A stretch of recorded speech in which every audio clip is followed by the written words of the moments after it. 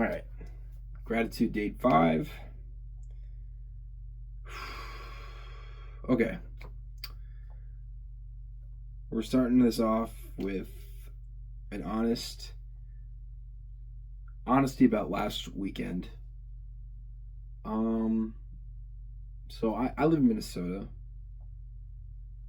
and a lot of my friends are still going to school, and I went to Stout originally, and a lot of my friends are still at Stout in Menominee, Wisconsin. So I drove over to Wisconsin, and I was like, I want to have fun. I'm probably going to be drinking. I'm probably going to be doing a lot of stuff. And nicotine pouches are super cheap in Wisconsin, or at least cheaper there than they are here.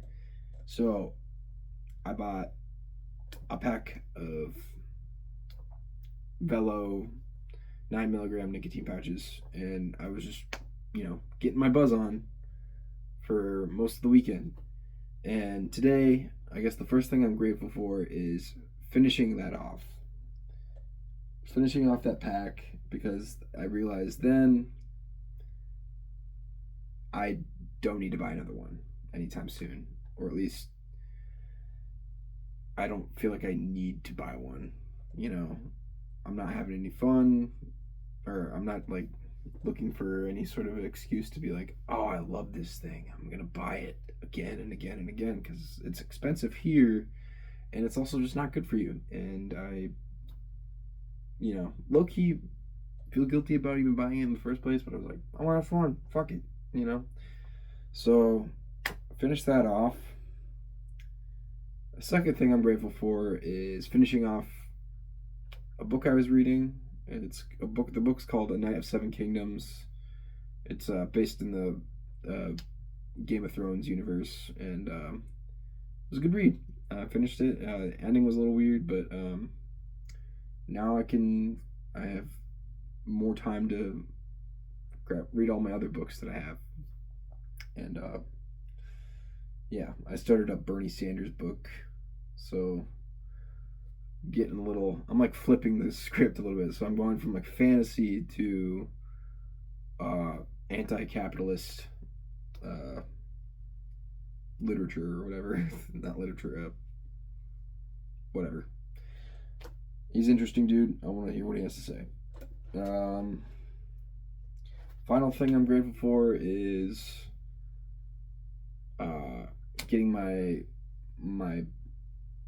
brake lights replaced.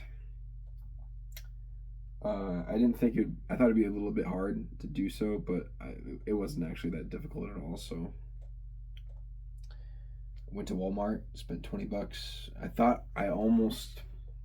I guess I'm more grateful that I was able to find lights that fit mine, because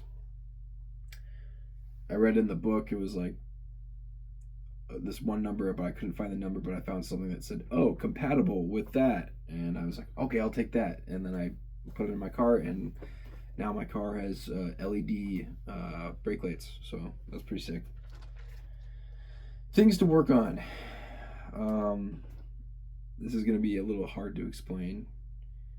Avoiding a magnetism, or try to magnetize myself to more useful things. What I mean by that is we all have our like screens and all these sort of things that are shiny, and you just want to click on it and just lock into a video. But then you finish the video, or at least when I finish a video, I feel like I learned some stuff, but it's like I want to look for more stuff, more interesting stuff, and like I've been getting better at like finding YouTube videos that are actually really educational, or the things that I want to be educated about. But also, there's just a lot of rubbish where I'm just like, oh, I want to look at this thing and keep looking at this thing. So when I say that, maybe it's like, yeah, YouTube can be useful sometimes, but also it can be really, it's like a double-edged sword. It's just sometimes it's good, sometimes it's bad. And I really think it'd be interesting if I can magnetize my mind to more different things.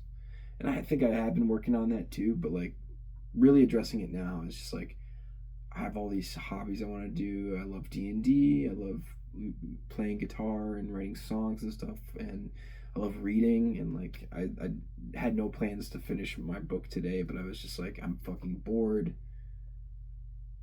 I want to finish this book, and I'm gonna finish it now because I'm so close to finishing it, and I did. And so like, if I can be magnetized with a screen, with Instagram Reels or whatever, I feel like that application could be placed somewhere else in my heart, and not all that energy is being poured into a screen or YouTube Reels about AI superheroes or whatever. I don't know. It's like there's just a lot of bullshit that goes in my head that I don't need to see. And I want to fill my head with more wholesome activity.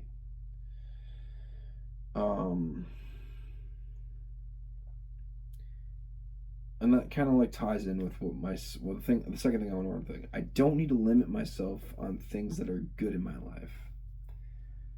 I realize like I've had like a 2-book limit on how I read. So it's like I'll read one book, I'll read the other book the next day. I'll read one book, I'll read the next book the other day. But it was like, I'm really close with the one book that I'm, reading, so I'll just do that. And then I realized, why do I have this 2-book limit in the first place? What if it's just like I'm not as much interested as the other book that I'm reading than this book?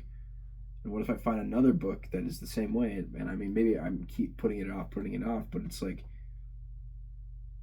no, I can just get to that book when I can get it. It's not going anywhere. Same with everything else. Like, I don't need to limit myself to like playing guitar maximum an hour a day. It could be any time, like 30 minutes, 45 minutes, 2 hours, an hour and a half. It doesn't matter, because it's like I'm still putting in that energy to get better at something or improve on something. So it's like, why limit myself to 2 books? Why limit myself to an hour? All of it is good for me, and that's what matters. And something I've been struggling with, I think I noticed last weekend, because like when I was at the bars, it got really hard. I was in my head a lot, and like I did today too. Engage more in public activities with friends. I don't know what it is, but sometimes I just escape in my own world. Even when like friends are like planning activities like magic or going to the bars or something, it's like my safe space is in my own mind. And I don't think that's the truth anymore, unfortunately. I think my safe space is recognizing the ground that I stand on. And it can be uncomfortable, it can be not comfortable, but I can't escape and regress into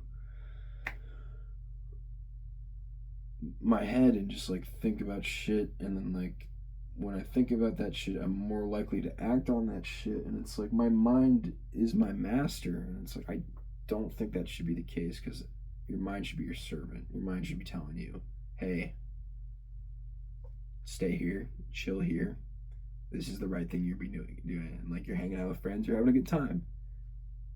But when I go in my head, that's when my mind has all the power to be like, okay, we're gonna do what the fuck ever we want to do, and you're just gonna like, I don't know, feel like shit or something. Or at least like you're not locked into reality. And that's the biggest thing. It's like, you gotta lock into reality. You gotta not think forwardly, you can't think backwardly. You gotta just think about what's in front of you. And what's in front of you is life itself. Your family, your friends, your hobbies. Like, your mind can only do so much for you, and when it gets a hold of you, then it wants to protect you, and it's not really protecting you. But yeah, that is going to be a long video, but I don't know who watches these things. Just recognize this is not for any of you guys. This is for me only.